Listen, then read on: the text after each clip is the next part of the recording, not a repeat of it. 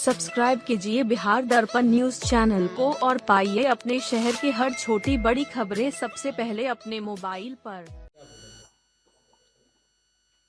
संविधान दिवस के इस अवसर पर सबसे पहले तो मैं अपने एनसीसी कैडेट्स और सभी देशवासियों को शुभकामना देना चाहूँगा और देता हूँ।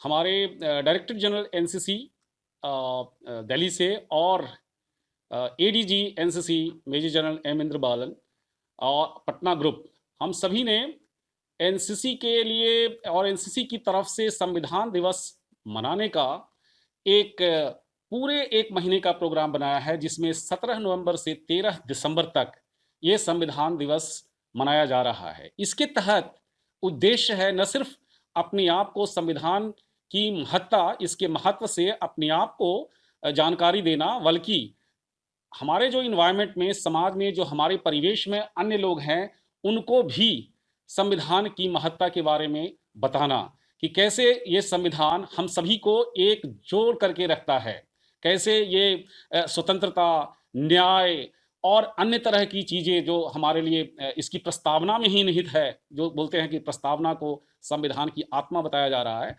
तो ये संविधान दिवस आज है, तो लोगों से मैं अपील करूंगा, आग्रह करूंगा कि सभी लोग, सभी नागरिक संविधान का पालन करें और संविधान की मूल भावना जो है उसके तहत अपने चरित्र, अपने कार्यक्रम को कार्यान्वित करें।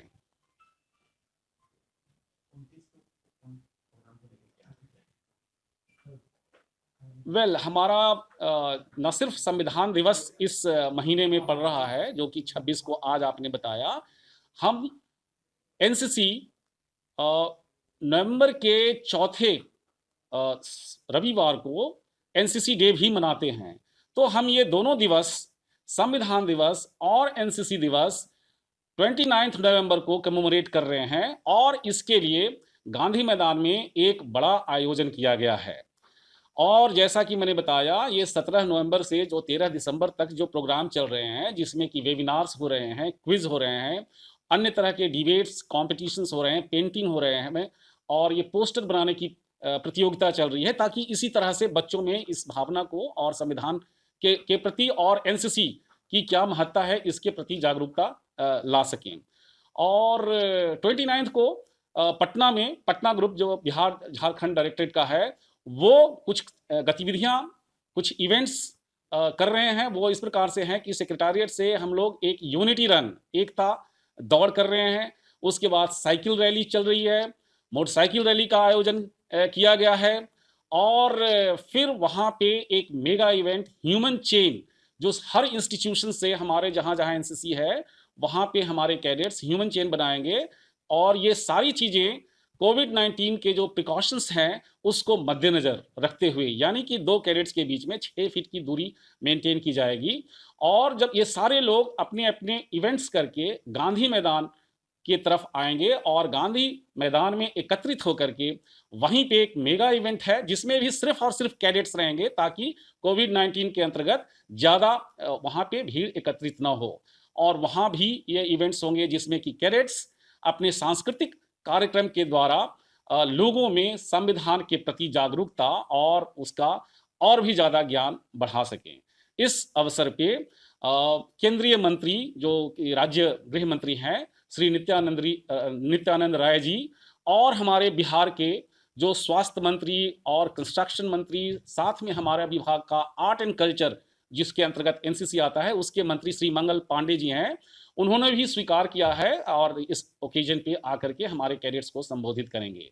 साथ में कुछ अन्य गणमान्य व्यक्ति, जैसे कि श्री जितेंद्र प्रसाद जी, जो कि एक काफ़ी गणमान्य व्यक्ति हैं, उसमें पद्म भूषण से भी वो सम्मानित हैं, तो वो भी हमारे बीच रहेंगे। हमारे आर्ट एंड कल्चर डिपार्टमेंट के प्रिंसिपल सेक्रेटरी जी रहेंगे, हमारे एडीजी मुख्य होस्ट के तौर पे रहेंगे। मैं अपने पटना ग्रुप की तरफ से हमारे सारे ऑफिसर्स, हमारे एसोसिएट एनसीसी ऑफिसर्स, हमारे पीआई स्टाफ, हमारे कैडेट्स, हम सभी लोग मिलकर के वहाँ पे ये इसका एनसीसी दिवस और संविधान दिवस को मनाएंगे।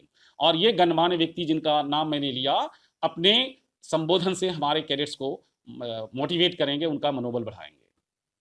सर इसमें सिर्फ एनसीसी के ही लोग होंगे या और भी कोई संस्थान है जो उनका सहयोग है? हमने जो वेबिनार पहले करवाया था उसमें Nehru Yuva Kendra, NSS, scouts and guides, Hindustan scouts and guides, इन सभी को इसमें समाहित किया है। कुछ लोग आए भी थे और कुछ लोग उस दिन 29 को जो इवेंट्स होंगे उन इवेंट्स में हिस्सा लेंगे।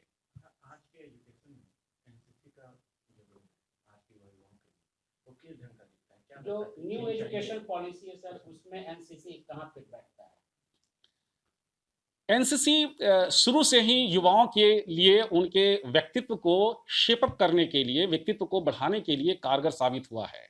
तब जबकि माननीय प्रधानमंत्री जी भी बोलते हैं कि मैं एनसीसी से एसोसिएट रह चुका हूं, हमारे रक्षा मंत्री श्री राजनाथ जी बोल रहे थे कि मैं एनसीसी कैडेट रह चुका हूं, और यहाँ पे भी बिहार सरकार में बहुत सारे लोग अपने गर्व महसूस करते हैं कि वो एनसीसी में रह चुके हैं। हमारे बहुत सारे ऑफिसर्स भी एनसीसी में रह चुके हैं। मैं खुद यही पटना ग्रुप का एनसीसी कैडेट रह चुका हूं। तो मैं कैडेट्स को यही बताता हूं कि आज एनसीसी में न सिर्फ आज बल्कि बहुत पहले से ये क्षमता है, ये गुण है, ये विशेषता है कि वो एक आम स्टूडेंट को जब वो कैडेट होता है तो उसको शेपअप करके उसके व्यक्तित्व का विकास करके एक सफल नागरिक बना सकता है। और जो कुछ एक उदाहरण मैंने बताया वो इसके ज्वलंत उदाहरण हैं। तो एनसीसी जिसका उद्देश्य है टू व्हाट यू कॉल व्यक्तित्व का विकास करना, चरित्र निर्माण करना, to develop the qualities of character, courage, camaraderie, discipline, leadership, selfless service to the nation, secular outlook, and spirit of adventure and sportsmanship amongst the youth of the country. So this is the main aim of the NCC. In addition to this, the NCC also creates a pool of trained, organized, and motivated human resource. Even if they don't join the armed forces, then they are there in the civil sphere somewhere or the other. तो जहां जहां भी एक NCC cadet है वो एक organise, trend and motivated नागरिक है जो कि हमारे देश को अवेलेबल है।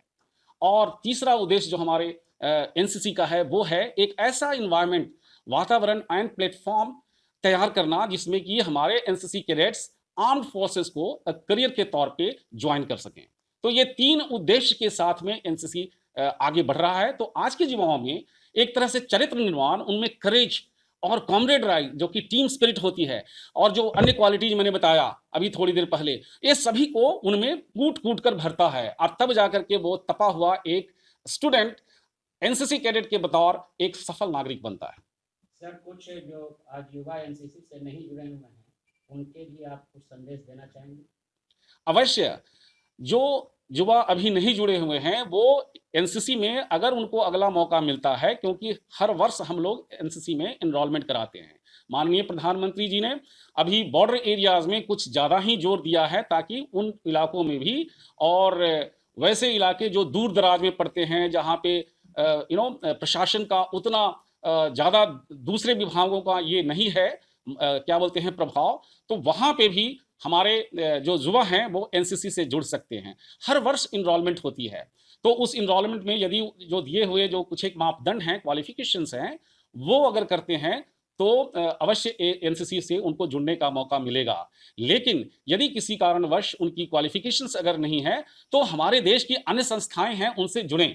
युवा वर्ग को आगे आना चाहिए, चाहे कोई भी सामाजिक संस्था हो, उसमें उसको अपने आप को जोड़ करके समाज की सेवा और देश की सेवा में लगना चाहिए। ध्यान रहे, ऐसा करते करते उसका खुद का व्यक्तित्व इतना विकसित होता है जो कि दिखता नहीं है, किंतु उसके व्यक्तित्व के विकास में ये सहायक होता है।